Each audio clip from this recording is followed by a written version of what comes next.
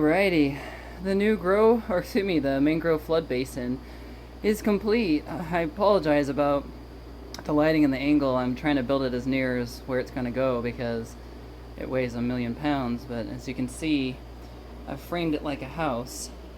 So it's got studs I want to say this thing has it like every 8 inches. They're overkill for sure. And then double screwed on the top and bottom. And then the ends are screwed into the sides, again, just like you would frame into a house.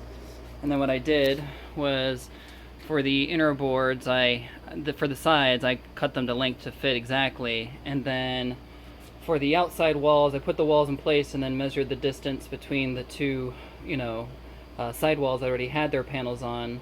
And then that told me how long the inner one needed to be, so I cut that exact so that way, all the seams fit. So this obviously won't be watertight as is, so what I'm going to do is it's going to get lined with a pond liner.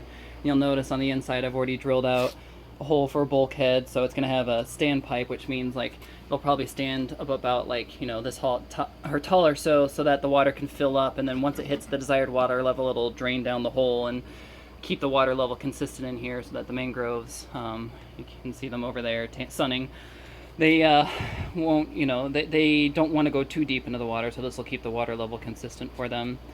And then I think what I'm going to do is, instead of trying to use the mud, the mud that I brought down from Florida, like we've talked about, because that stuff is, one, a tremendous amount of work to harvest, and two, quite expensive to mail. We're going to try these clay aquaponic